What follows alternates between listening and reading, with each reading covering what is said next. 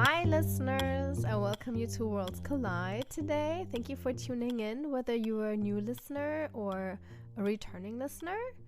For the new ones, this is the podcast where I talk to people who moved to a new country and they share their experiences.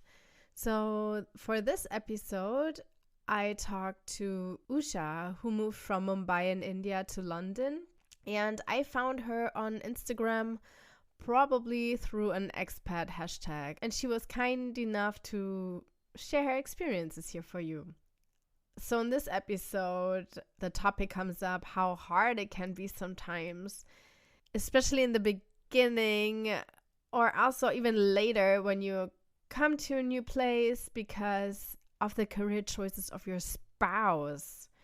You know, not all countries accept your educational background or your work experience, so that you have to start all over again, which was part of her experience. So I don't want to take away too much of this conversation because we also talk about other things. It's not all just negative. We talk about the tube, how much she loves London, what's so special about it, and what she misses, big differences to Mumbai, and much more. Here it is. Welcome, Usha. Hi, Usha. Am I pronouncing it correctly, by the way? Yes, that's correct. Yes. Okay, hi Usha. Yes, thank you for participating on my podcast. I'm glad I found you. How are you today? Hi, Victoria. I'm very well, thank you. And thank you very much for inviting me to this podcast. I'm glad that you accepted my invitation. Tell me, where are you now? So I'm currently in London, and I've been living in London for the past 16 years. I'm originally from India. And I'm originally from India, and to be more granular, so I originate from the southern part of India, but I've lived across India a lot. And I moved from India to London. So I used to live in. So I was born and brought up in India. And why did you choose to move to London? I moved to London with my husband. So my husband's company had a role for him. So he was moving through his company from India into London. So I came with him. And how old were you then? I was 33. Okay, so you are already well-established adult. Yes. So I had. Did you bring kids? No, it's just the two of us. Okay. And then have you visited before, or did you just go straight? I've never been there. No, I had never traveled to UK. So to give a perspective, that when we moved to London, that was my first international travel. So I had never traveled outside India before that. My husband had traveled for work a few times to London, and he was familiar with little bits of London, when he traveled for work. So I wouldn't say he was very familiar, but he knew his work environment, and he did a little bit of whatever you could do research at that particular point of time with the availability of internet. So for me, it was an extremely new experience. Right. It was a daunting experience because I was a fully established adult in India, and I had a thriving career out there. Okay. And I'm an introvert, but I had my own social circle, I would say, that I had my close friends who I would depend on, and they were my safety net. And so it was very daunting for me to move out from there, from India into UK. Although I didn't think it would be so daunting. So when we decided that we were going to move to UK, so we were making a list of things that might work. So one of the things we thought, it's the language is the same, so I think it should, not same in the sense we knew English, Yeah. while we are You spoke in English. India, we're taught English from a very young age. Mm-hmm. Even though it's not our mother tongue, we were able to communicate Yeah. in English. So we didn't think that would be a problem. One of the things that we could think it might be difficult is the weather, which will be different, and we'll be away Right. from Uh-huh.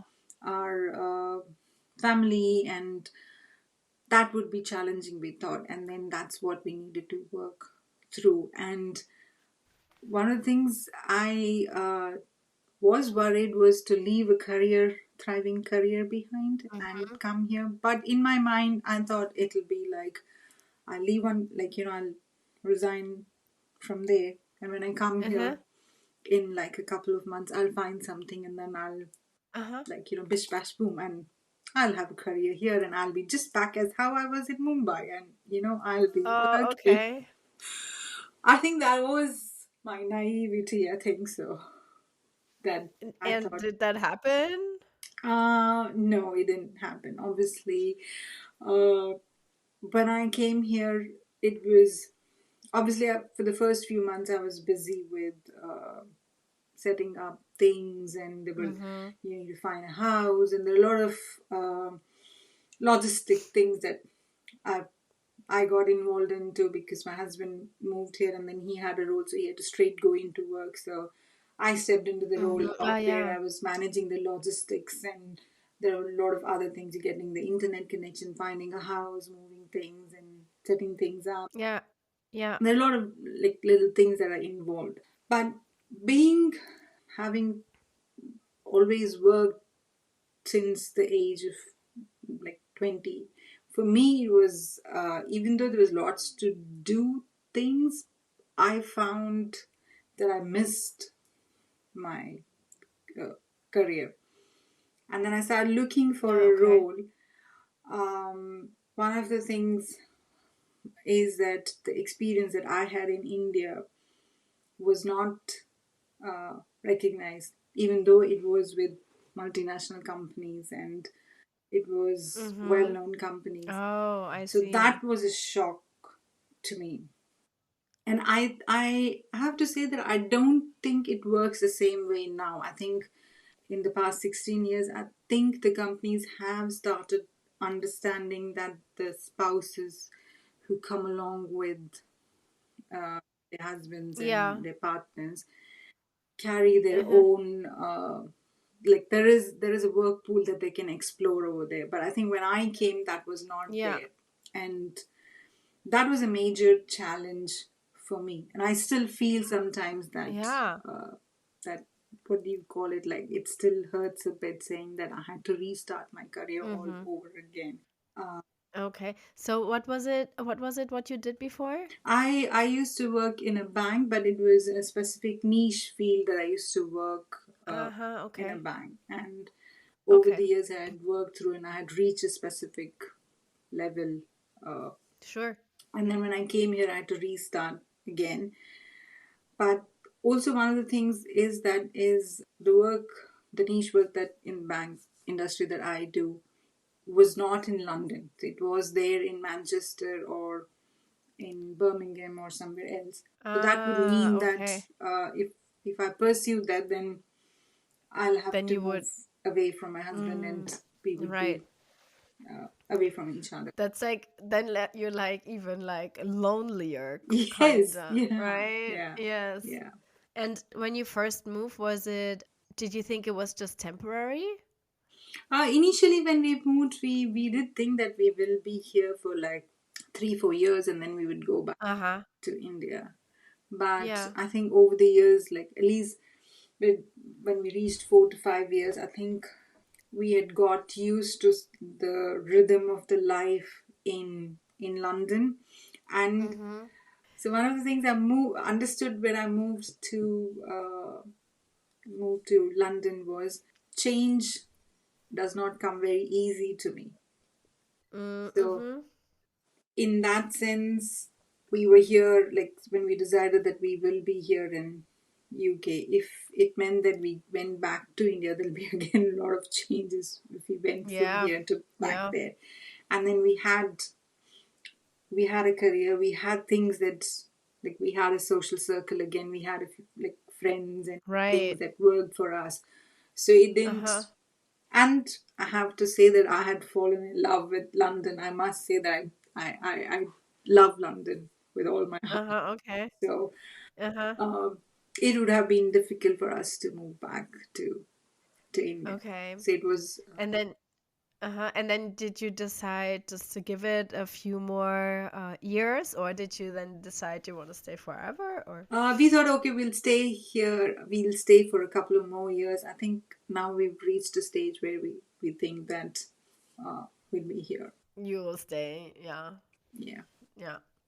And going back to when you first got there, do you remember what your first impression was? Or like what the biggest difference or the biggest, yeah, influence was to Um, you?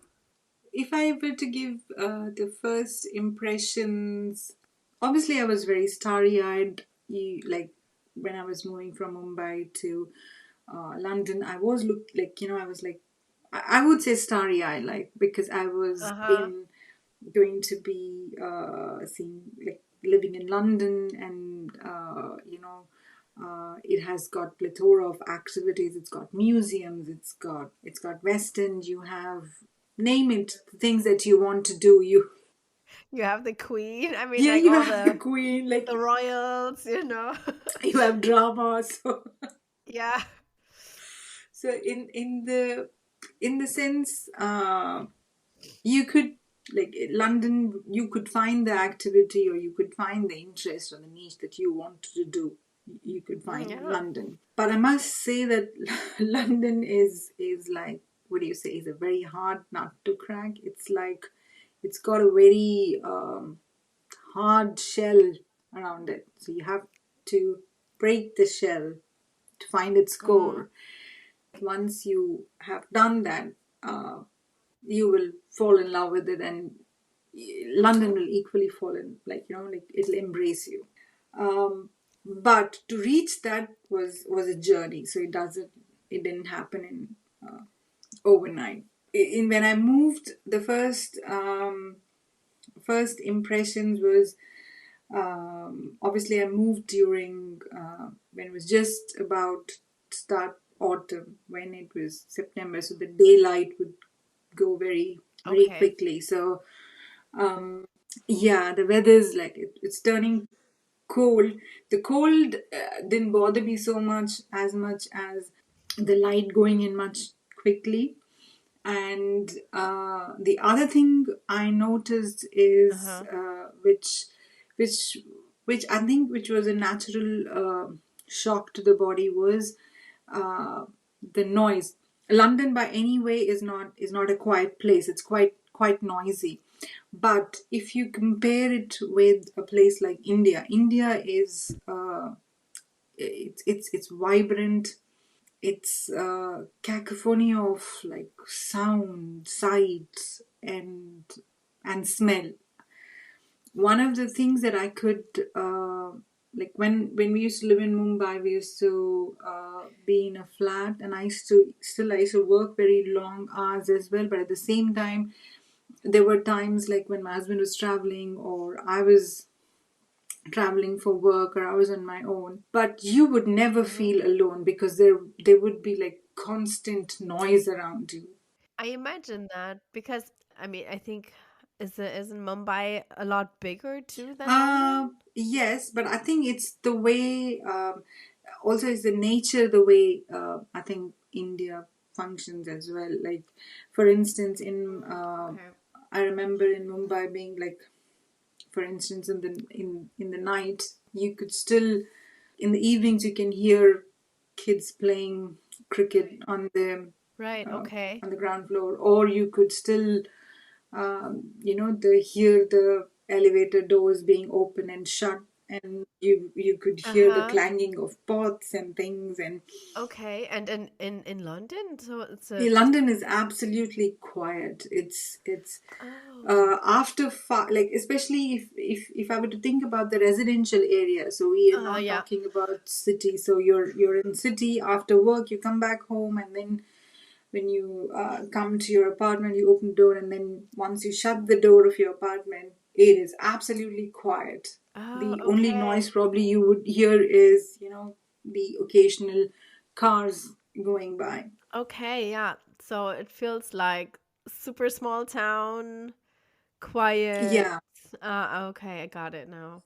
that was a very unique experience for me because I would I generally like very quieter places. Mm-hmm. So it was, I think, the absence of noise was very jarring for me. I could Okay. notice that very, very evidently. And also, it used to be like was missing something that was so familiar to me was taken away from me. So Mm-hmm. that was the feeling that I used to have. Okay, the Um, noise. That's like a no, nobody has said that before. yeah, so that is something. I think it comes with experience. I think it's not. In a sense, it's something that you have to experience in order to Uh-huh. do that, because I think it's the reverse is true of it now, because when I go back to India now, I find it's extremely loud for me. Ah, okay. So I think it's something which your physically, or your sensories are used to certain things, and then when it changes, there is I think there's a sort of a reaction from within which comes out. Mm. So that was a unique experience for me. And another thing was when I used to travel to work in India, in Mumbai, is versus when I travel to work in London Uh-huh. on a tube. The tubes are absolutely, again, very quiet. People don't talk to each other. Two people who know each other very well could be sitting next to each other, but they wouldn't talk to each other. Okay, okay, You will, uh-huh. you will. It is something very unique to, I would say, to London, probably even to UK, because it's same. I've traveled in Paris. I've traveled in uh, other parts of Europe where I think I've struck conversation with somebody who's sitting next to you, and you just start talking. And Yeah, I mean, I for sure talked on the train before, yes. but in Mumbai, or like the way the travel works is completely different. You chat with anybody who's sitting next to you, and people usually take specific trains. Like Yeah, you take a okay. specific time of train, and then you go there, go on that train, and everybody in and you usually get into a specific compartment, and everybody knows you in that compartment. I'm not saying that they're like real good Okay. friends or anything, but they do look out. But you see them every day. Yeah, they look out for you, they know about you, they ask about your welfare, Uh-huh. and they like you wish you, or so. That is a very unique experience, I could feel. Is one of the things I used to tell my friends when I would speak to them from London is that uh, people don't talk to each other when they're on when they're in the tube. So everybody's either sitting with a newspaper or a book. Now, obviously, people sit With the with their phone. phones. Uh, But do you think it's like just a situation for the tube, or are the British people in general no, I think it's more generally in the tube. I think so, but I would think that they are generally much more.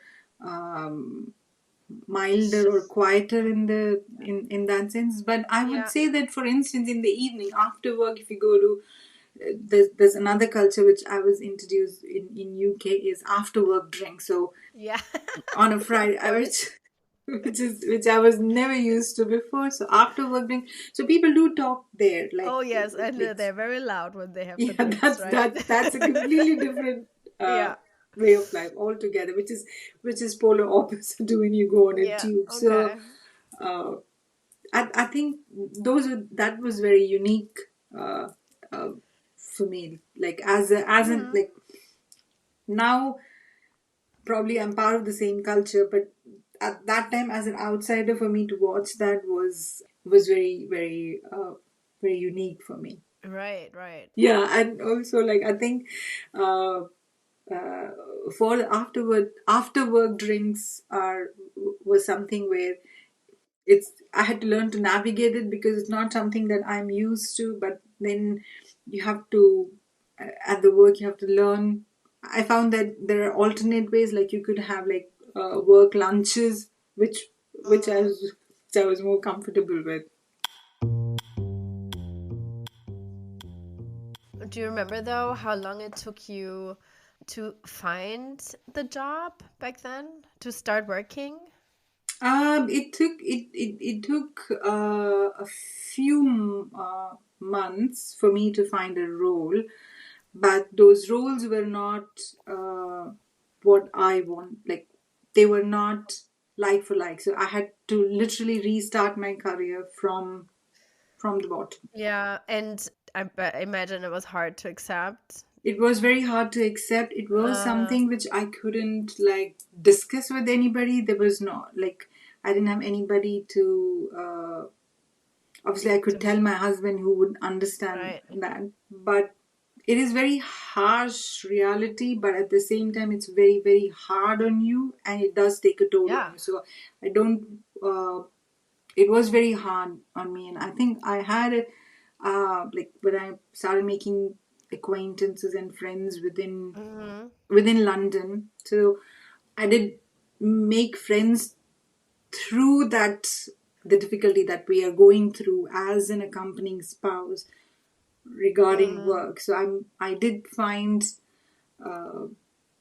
friendship through that, but it's still very hard for me to think about those times because it was a very difficult journey. Yeah. I think it's a little bit much more understood now, and it's much more catered to now rather than when I moved. I know. I mean, I know that it affects a certain kind of jobs. You know, like if you're like a doctor or psychiatrist or a lawyer, but I didn't know it also affects like jobs in banking or other types of jobs. It does because I also know a lot of other people with whom I chat and speak. It, Mm-hmm. it it does affect in that sense, and it is it is very nuanced for especially the accompanying spouses. So that is one of the biggest challenges that I've spoken to many expat wives and expat Mm. spouses. So work is the biggest challenge which Mm-hmm. comes along, and also it takes the what do you say, it takes a back step when you're moving. Obviously Yeah, you are it is a choice that you're making, and it is a joint decision that's made as a mm-hmm. couple. I think it's fair to remember that when you are going through those harsh realities, Yeah, when you are going through those emotions, I think if you remember that it's a joint decision, because I think it can cause a lot of pent up resentment otherwise. it does. Yeah. Here, because we also have me and my husband, we're at the moment changing visa, so I am in the position where I'm not allowed to work. You know, so this is also very daunting. It's just like I want to do something. I want to have my own money. No, I don't want to just be a housewife. It was not what I signed up for in the beginning. So I know it's not temporary, but I can feel your pain. Yeah. And then you started a job that was, you said it was like much lower position than you had before. Yeah. So I Uh, did work through, like I didn't have like I did do a little bit of contracting and things. I like even like I did find a role, find a place which was working for me, and then I did reach a stage where I made like friends over there, and I interacted, and I had like good working relationships over there. mm-hmm. So when I look back on the journey, it was difficult, but there was something good which came out of it. Mm-hmm. So, but I would say that was a big heartache for me. Yeah. And do you remember how did you make friends? I must say that, like, I think it comes with, like, one of those days when you have, like, penny drop moments. So I, like, obviously, there used to be occasions and events, and there are when you're working in London, there are other expats and there are other people there Yeah. as well. And then you go out on after work drinks, or there is like after work events. There is somebody getting married, and then there is a leaving do, and then you go, then you meet, you like Uh-huh. outside the work environment, you start talking, and then it's just like you are getting acquainted, and you're like having fun chat, and then you come back. Then you realize those little moments of those kind of little chats and little going out helps you. So I think Yeah. uh, that's one way I realized. And the other thing which I did was did some volunteering work which was not Uh-huh. related absolutely anything to do with my work, Mm-hmm.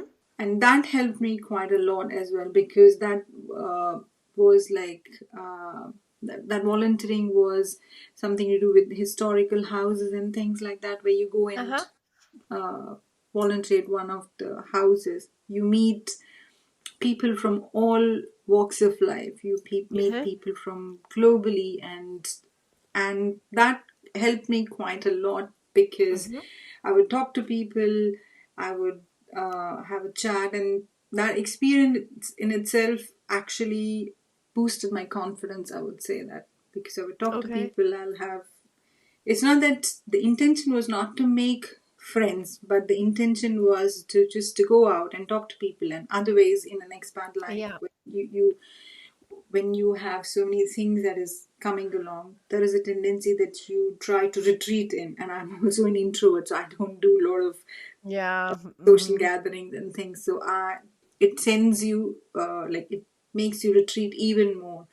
But doing things that you enjoy helps you. One, it will boost your confidence. It gives you a perspective, and it makes you appreciate the surrounding that you are in, appreciate the people that you are with, appreciate the place that you are in. Mm-hmm. Yeah. How long did you do the volunteering? I still do the Oh, you volunteering, still do actually. it? Yeah. The Yeah. same?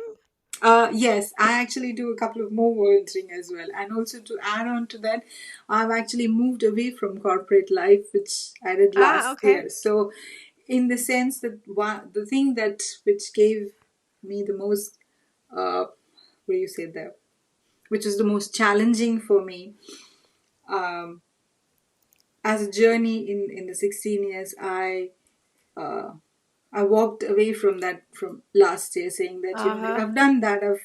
That's a part of life now. I want to, put aside, and then I want to reinvent myself. So I think I'm quite, if I'm allowed to say that, I think I'm quite proud of myself for doing that. Yeah. Yeah.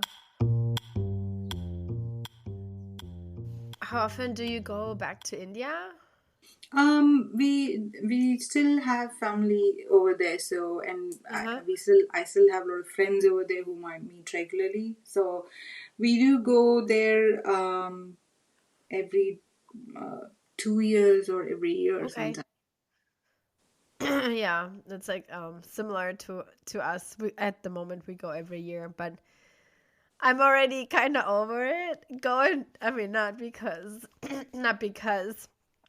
I don't want to see friends and family, but it's always the same place we go to. Do you have that as well? That you sometimes want to go somewhere else, but you feel like Yeah, you have that to? yes, yes, Uh-huh. yes. So what happens is, because when you go when we go back, so there are, like, we go to a specific place, and we have to meet our friends, and we have to meet our family as well, and spend Uh-huh. time with them. And obviously, there's it's sometimes I think what happens is that I do want to do certain. We do want to do saying, oh, we want to go here and see this, and we want to visit these places, but because sometimes it becomes so regimented uh, when you're going back, that it's so Yeah. scheduled and that you have to do certain things back to back, and you Yeah. do this, it becomes very overwhelming. So Yes. I mean, if you go to India, you just cannot go for a long weekend. It's so long. It's such a long trip, right? Yeah, yeah, Yeah.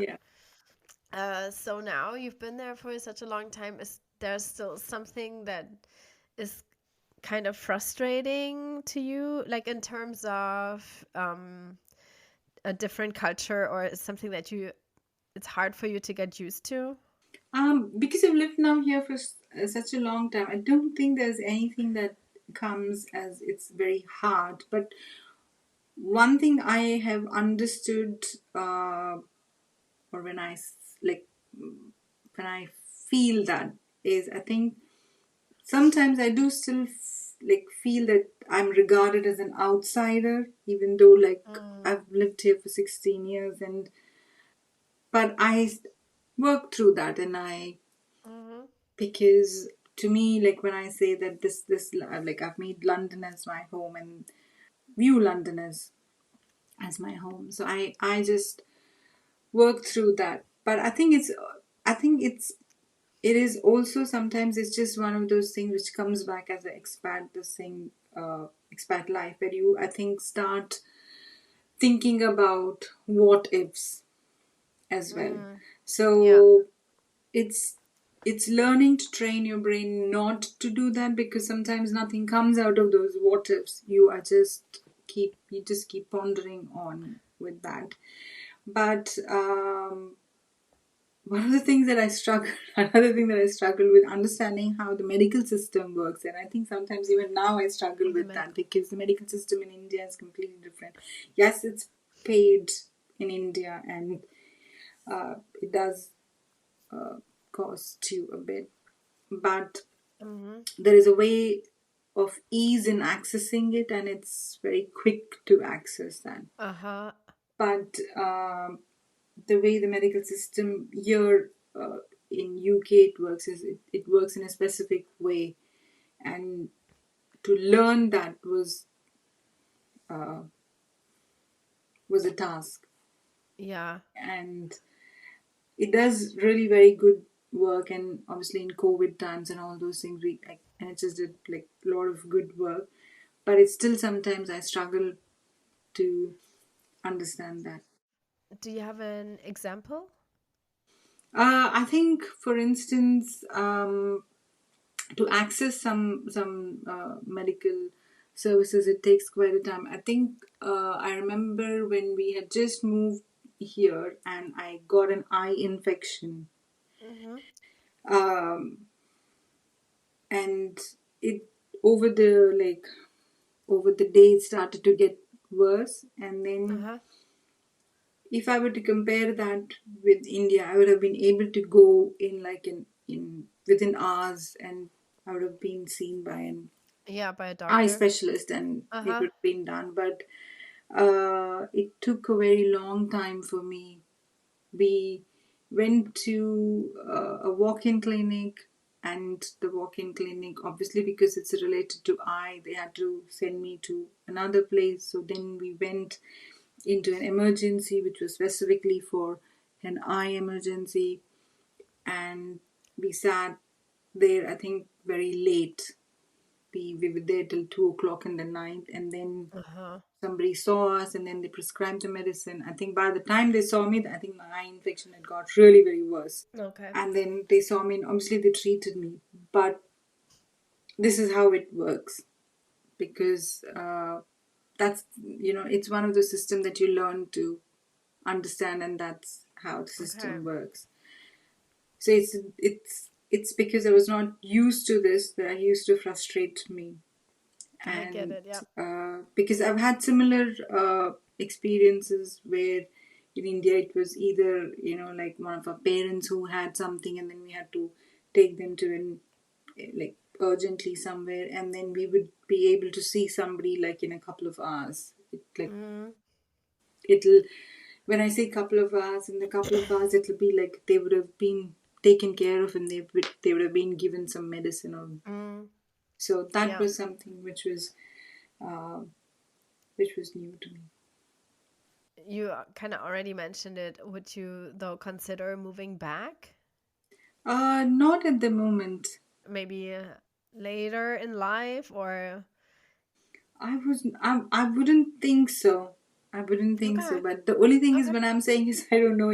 I wouldn't think so that I would move back is for the simple reason because I'm saying life is unpredictable. You don't know. But I right, right. don't think so. We would like to move back because we've been here for 16 years and For we 16 have a years, set it's such a pattern of long life and time. there is a way that we Yeah, live through. And so I don't think so. We would move back. yeah, yeah.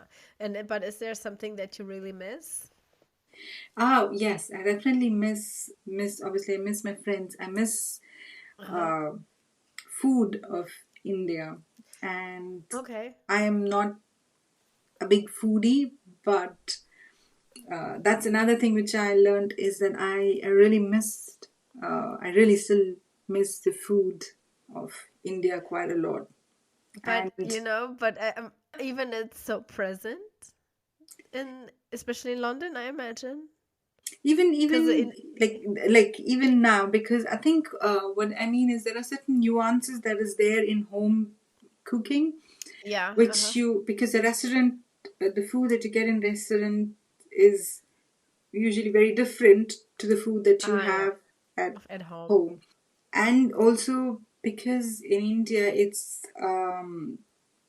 is a very large country and the food is you have like different varieties of food and uh, you don't get all the varieties over here is what I Right. mean Mm-hmm. because I think Mm-hmm. in when I moved to UK there was food that you would get was only from a specific region of India, so Mm-hmm. you would get the food only which was North Indian food.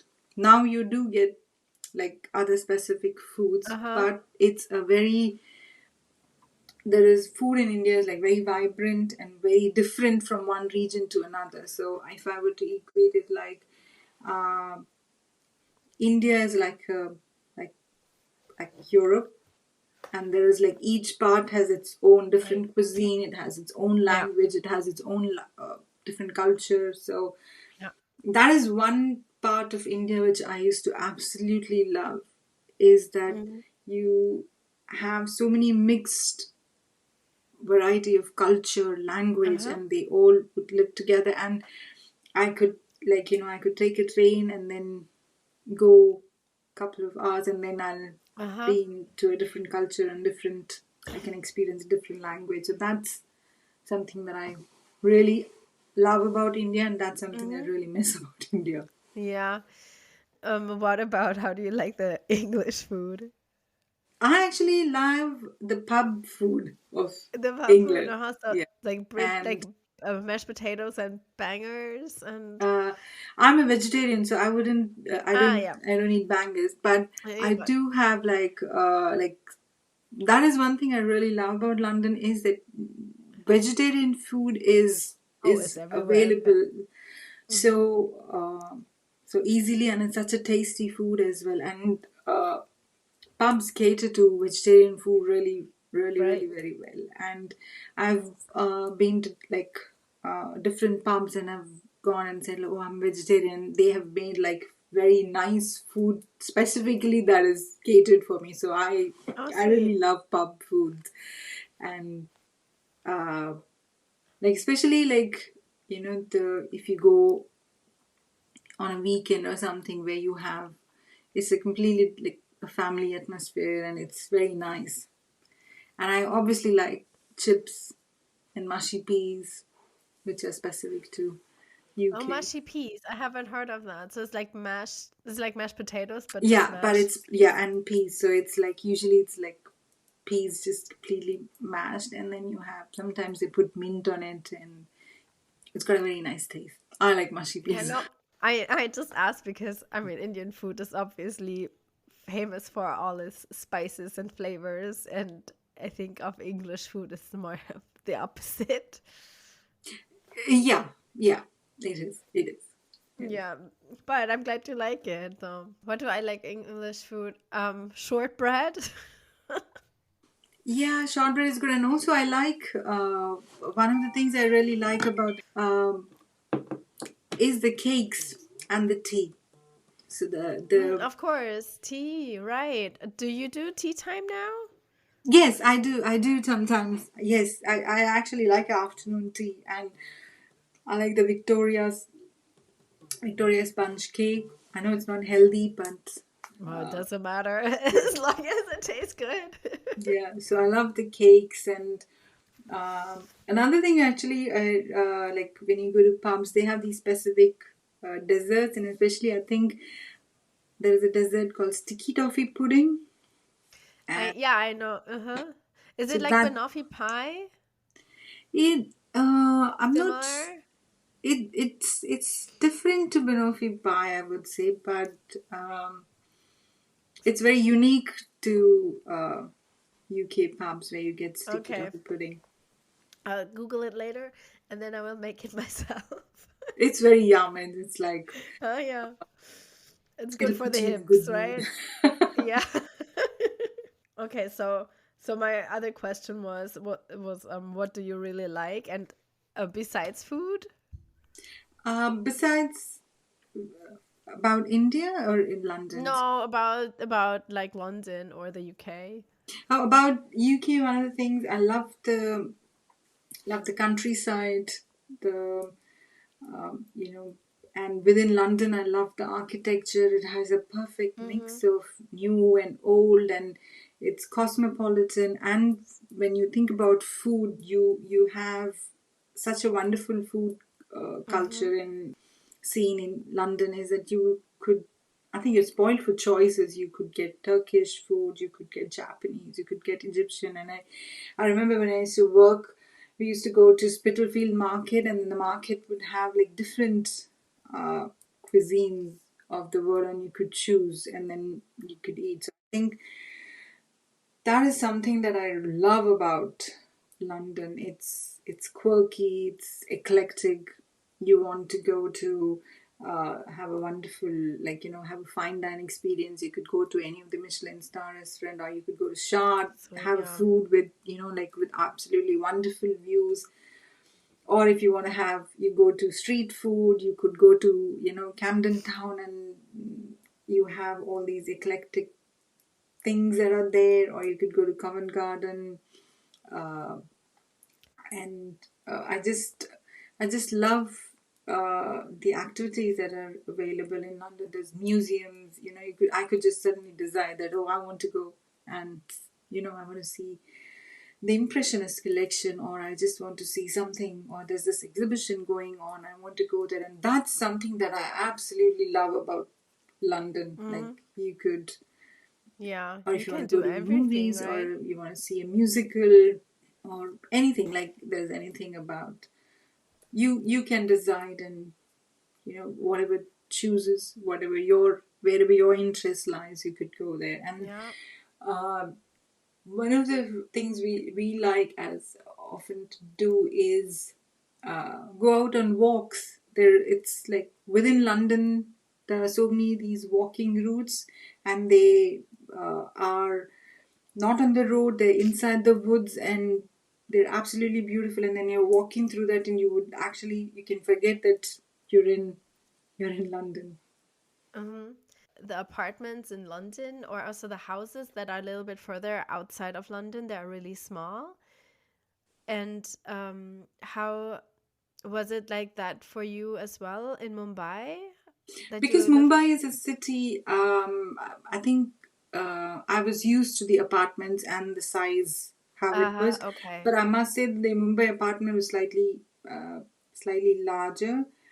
Uh-huh. But having said that, I was like I got, because I got used to that. But my husband grew up in an independent house, which was like like very large house, and then Yeah. you have like ample space. He sometimes still struggles with the space Okay. in Still? yeah, in London. He Oh, still says wow. that Yeah. like, oh no, one should have like a larger place. Because I think the other thing what happens is, from what I've seen, is the way the houses are built in Mumbai, or the apartments. The rooms are slightly larger, and they have different kind of ventilation and lighting than in UK. Uh-huh. Because being a cold place, I think you have to have the windows on certain places, so it makes the room more smaller Smaller. because Okay, you have and to. darker or Yeah, and also the rooms, they try and make the room slightly more smaller as well, I think so. It's I believe it's for to retain the heat, I think so. Yes, I it think it, so. it is more Don't need. darker as well because of the placement of the windows. Do you need? I mean, if you have a smaller room, you need less heating, right? Yeah, so I think that is the reason they make it Uh huh. smaller in London. The rooms are Yeah. smaller, and I understand the reasoning as well because it makes it much more cozier and Yeah. nice. It's nice and toasty when it's cold. When we moved here to to Austin, now we also have like a big house. And I know that we are not going to be here forever, but if we go anywhere else, we have to go back to like a smaller place. For me, this is not a problem, but I know my husband, he will struggle. I'm like, for me, I'm already like, we have 30 square meters, too many. Like, we don't need all the space. But he's like, oh, I need an extra room just for my records. you know it's Yeah, like I can yeah, relate to no, I think that. anywhere you're not gonna have that. It's gonna be smaller again. But I really, I am actually kind of looking forward to having a smaller place. It's like less empty spaces, and I mean also like less cleaning, less Yeah, chaos. yeah, I can Yeah. understand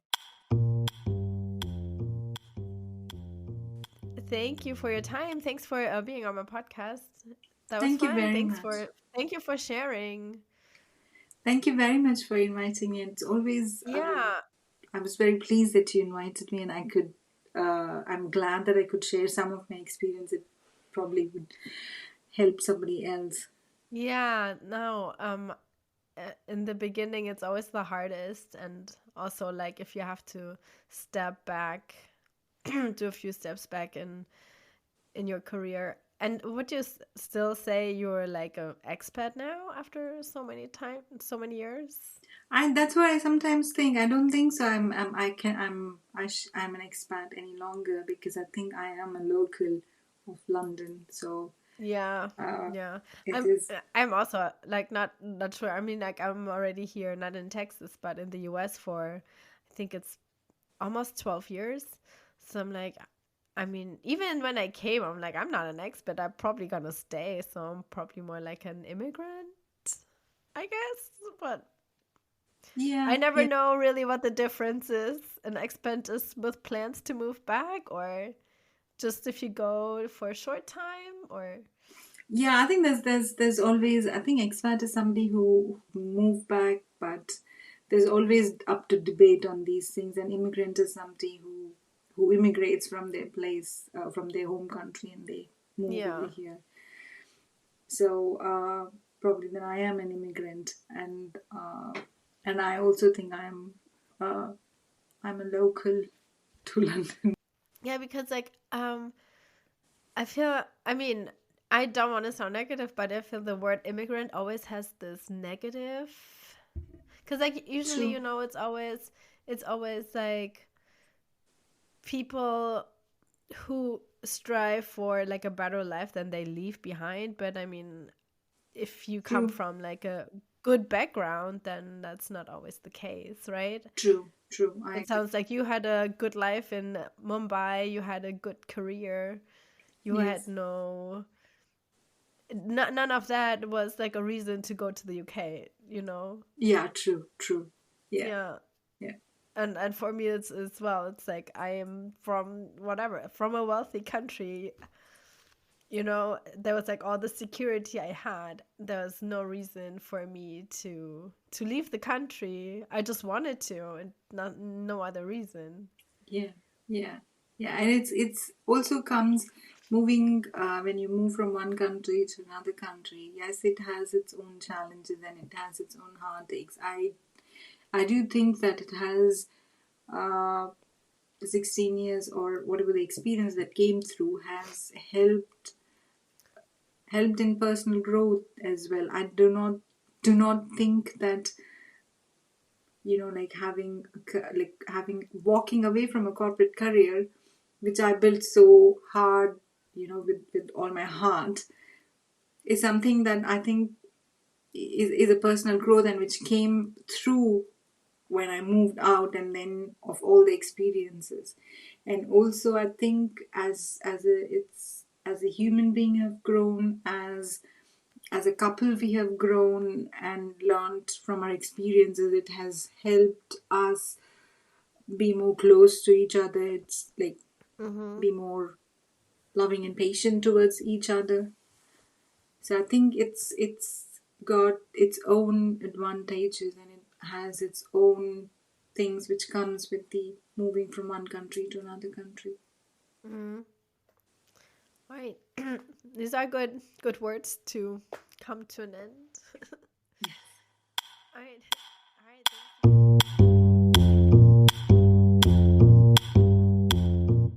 Yeah, that was Usha's story, everyone. It was so nice to hear from her. Also, the volunteering, I think that's such a great idea to meet people and to do good. So there are so many different kinds of volunteering. If you are interested of doing so, you should probably check on the website of your town or city where you live and search there for volunteering. Or you can just Google it. I did the same, so I will start volunteering at an animal shelter. I can let you know how it goes once I started it. Yeah, and also I would love to hear your opinion about the difference between being an expat and an immigrant. And I would love to have a conversation with you, the listener. Yeah, you can reach out to me at worldscollide123pod@gmail.com, or find me on Instagram. It's worldscollidepod, just one word.